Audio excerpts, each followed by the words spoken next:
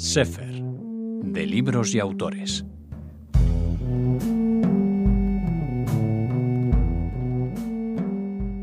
Un placer, como siempre, recibir en su casa, lo decimos porque es verdad, a Jacobo Israel Garzón. Bienvenido. Un placer para mí, y bien hallada, un placer para mí venir a Radio Sefarad, que también la siento mi casa por muchos motivos, ¿no? Por muchos. No vamos a entrar en esos motivos porque tenemos en nuestras manos la nueva propuesta de Hebraica Ediciones que firmas, Jacobo, sí, y que lleva por título Los judíos en España 1789-1902. Es una obra monumental.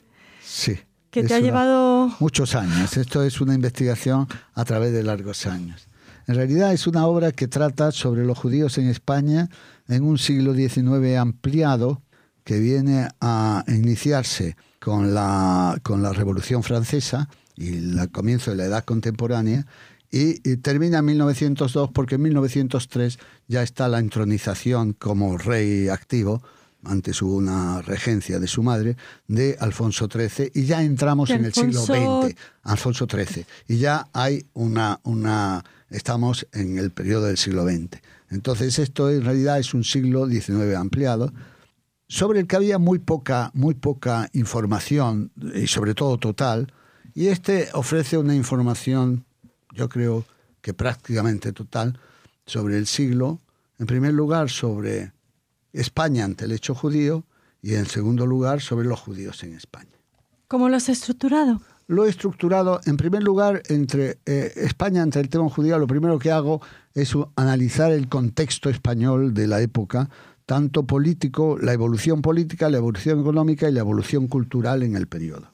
Y esto ya es una parte, quizá es por mi educación, el contexto es muy importante para situar el tema. Y luego, en el tema de los judíos de España ante el hecho judío, pues lo he estructurado en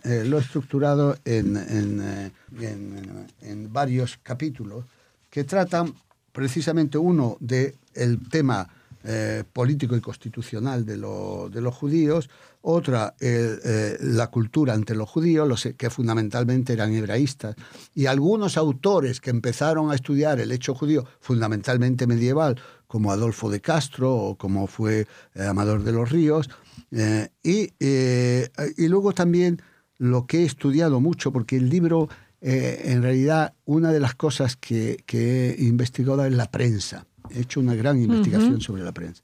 Y a partir de la prensa me encontré con que la prensa había tratado los temas judíos, pero no los temas judíos españoles, los temas judíos generales. Había tratado el tema del pretendido asesinato ritual en Damasco, no, pero estoy hablando de temas desde el año 40.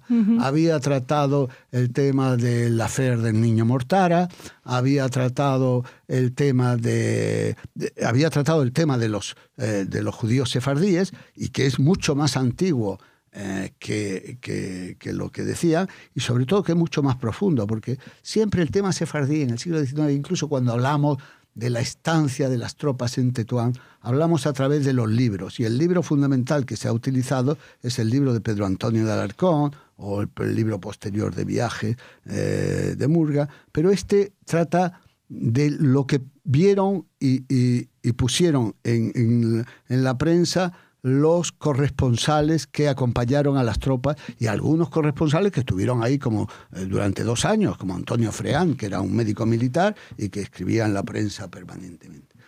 Y también sobre lo que escribieron sobre temas de los sefardíes en Oriente, que son mucho menos porque dedicaron mucho al tema tetuaní, y luego por último al tema de los finales de siglo, que fundamentalmente es el antisemitismo ruso, y la posible llegada de judíos rusos a España, y el affair de Dreyfus. Y luego también, por último, con el Congreso de Basilea, lo que habló la prensa sobre los congresos sionistas. Es decir, interesante. Es muy interesante. Diría, como aparece Teodoro Herzl, ¿no? Sí.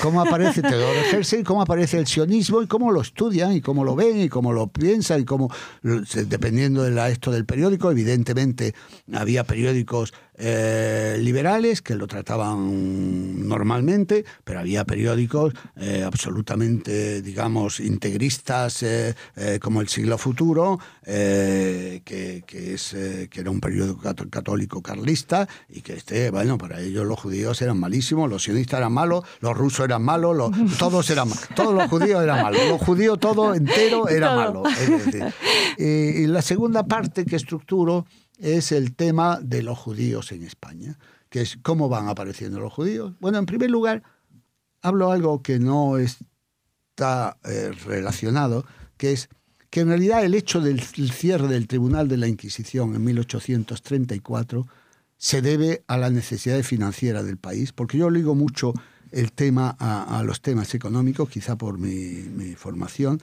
y de hecho, me parece que es el 17 de julio se firma el decreto de abolición y en agosto está aquí Lionel de Rothschild, el hijo de Nathan de Rothschild, negociando un empréstito. Luego estaban ampliamente relacionados, aunque no hay nada que lo demuestre. Bueno, pero eso no sucede solo cuando hablamos de lo judío. La economía marca la historia mundial, mucho, claro, ¿no?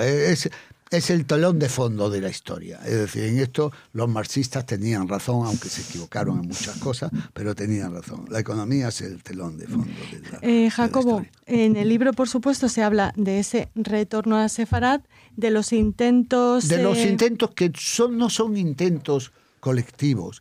En general, son intentos de gente que viene aquí por razones personales en muchos sistemas, pero también por razones económicas. Quiero decir, por ejemplo, los Rothschild y sus agentes, que normalmente eran judíos, llegan aquí para negociar empréstitos, negociar los temas de la deuda, negociar los temas de mineros, etc.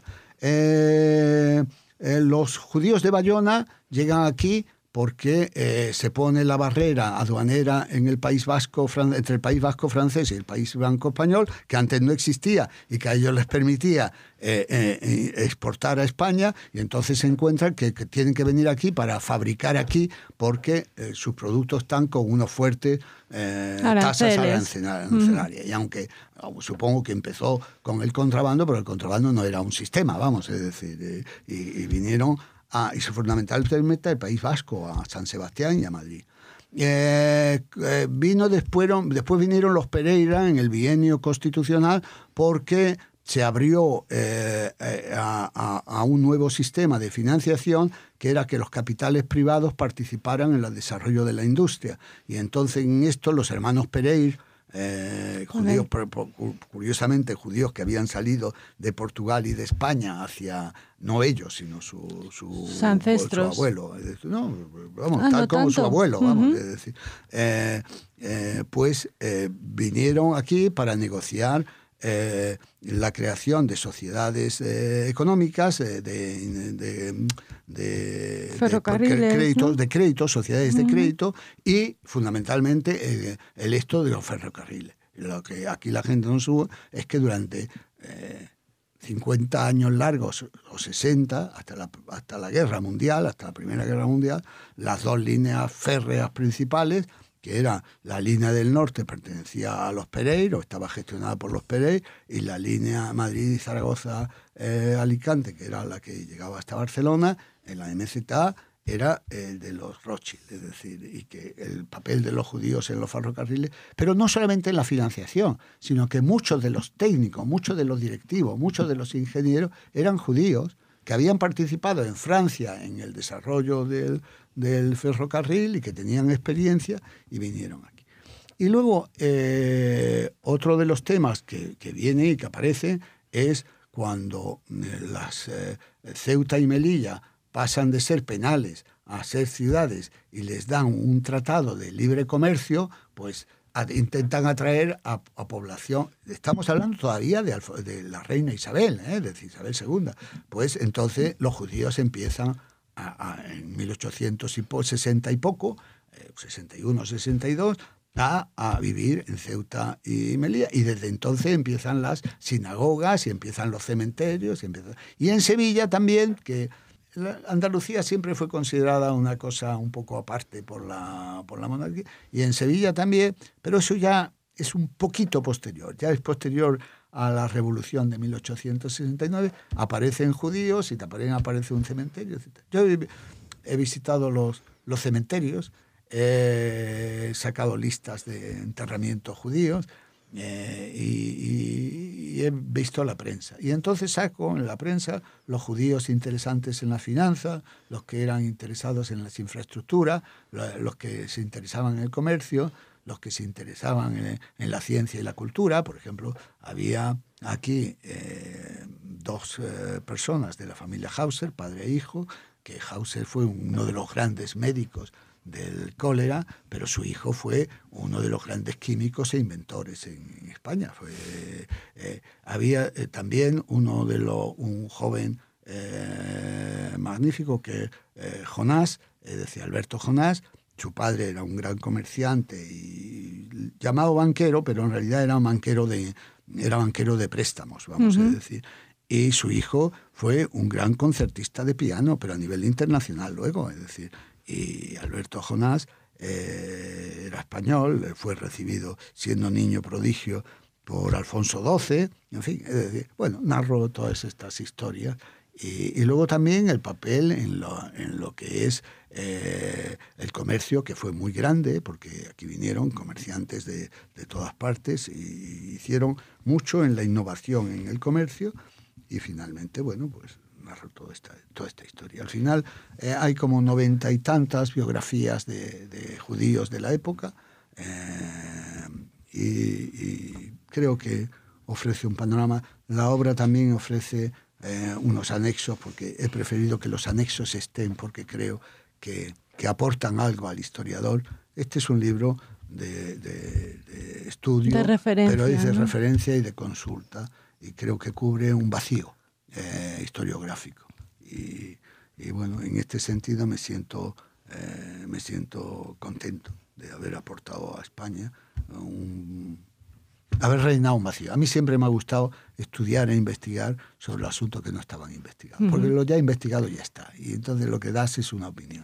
Pero lo no investigado tienes que abrir camino. Totalmente. Y abrir camino es importante. ¿Y qué has descubierto tú que no sabías, Jacobo? Ponnos un ejemplo. Pues, por ejemplo... Porque habrá pocas cosas que no sabía. No. Sí, no sabía, por ejemplo, que la prensa estuvo ojo avizor sobre temas europeos, porque siempre pensábamos que España era un país aislado, etc. No es verdad que está aislado. Estaba bastante integrado en Europa, sobre todo a partir del reinado de la regente María Cristina de Borbón-Parma, la madre de Isabel II, quiere decir tras la muerte de Fernando VII.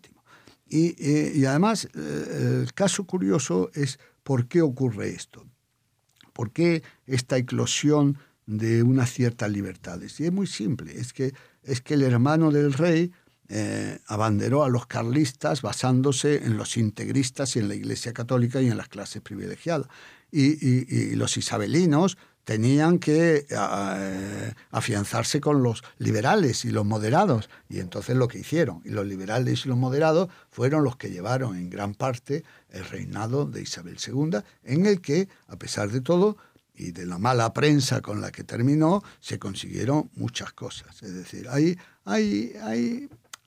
historias en las que el espíritu español, que es un espíritu demasiado fantasioso y revolucionario, no se da cuenta del trabajo, del avance lento pero seguro que había que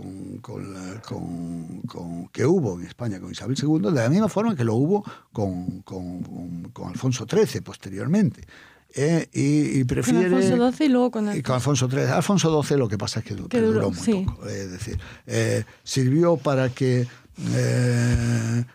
conservadores y liberales se pusieran de acuerdo, no estoy hablando de los integristas, sino los conservadores y los liberales se pusieran de acuerdo, lo cual fue muy importante para definir el Estado. Y también durante la monarquía de Alfonso XIII, que ya no está en este libro, también se avanzó mucho. Se avanzó en el retroceso del analfabetismo, se avanzó en la renta, se avanzó en muchos elementos, pero claro, España era un país que venía con un retraso, y que ese retraso, ten en cuenta que en Europa hubo 2 revoluciones en el siglo XVIII, que son la revolución industrial británica y el librecambista, y la revolución de los derechos humanos en Francia. Esas 2 revoluciones no fueron aceptadas en España hasta que llegaron los judíos. Bueno, prácticamente, pero fueron aceptadas por necesidades del guión, sí, porque los enemigos eran los otros. Uh-huh. Y bueno, y el hecho de que la prensa estuviera, porque yo no había estudiado tanto el papel de la prensa, pero que la prensa estuviera tan al tanto de los temas, y de temas tan lejanos como puede ser estos temas judíos que atañían a los judíos, significa que España no estaba ajena al tema judío. Y luego también te llama la atención, por ejemplo, hay un personaje aquí que es un financiero, Alfred Vail, que es un financiero y además que tuvo un papel muy interesante en la Sociedad de Beneficencia Francesa.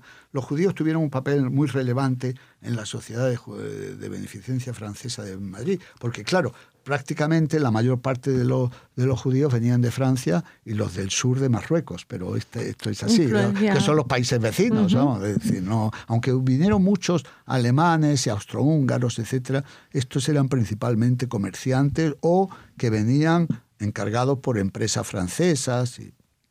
Y lo que llama la atención es el papel relevante de esto. Bueno, pues en el caso de Alfred Vail, que muere aquí en España y que lo mandan a enterrar, porque entonces, como no había cementerios judíos aquí, él quería enterrarse y entonces lo mandan a París a enterrarse en un cementerio francés,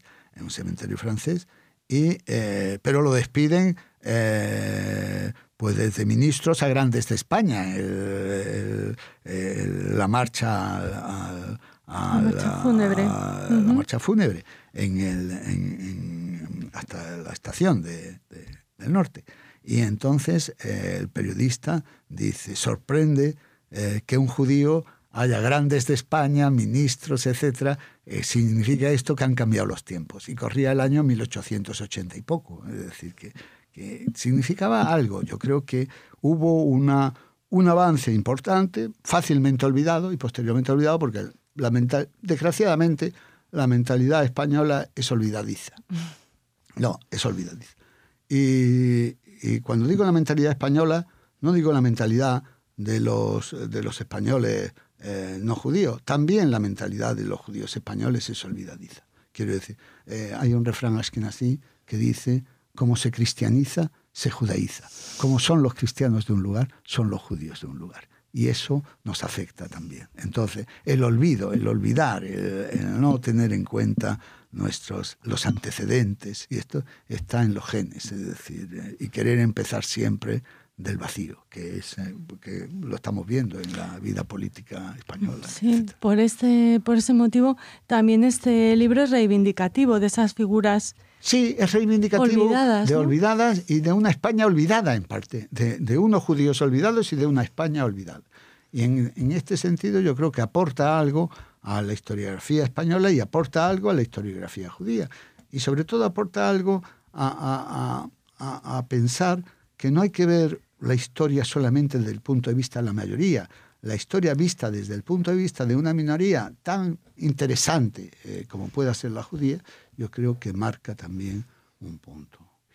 ¿Quieres añadir algo más para presentarnos este libro? El libro se va a presentar el 4 de diciembre en la librería Marcial Pons, el 6 de febrero en el Centro Sefarad de Israel y el 12 de febrero en el Instituto Cervantes de Tel Aviv. Y bueno, espero que tenga éxito. Bueno, pues un honor que nos lo hayas presentado antes que en ningún sitio aquí en Radio Sefarad. Esta ya sabes que es como mi casa, ¿eh? No, Muchas y sin gracias. el cómo. Enhorabuena por este gran libro, Jacobo, y esperamos la segunda parte cuando puedas. Espero que no sea tan voluminoso como esta y que no sea de 770 páginas. Muchas gracias. Gracias.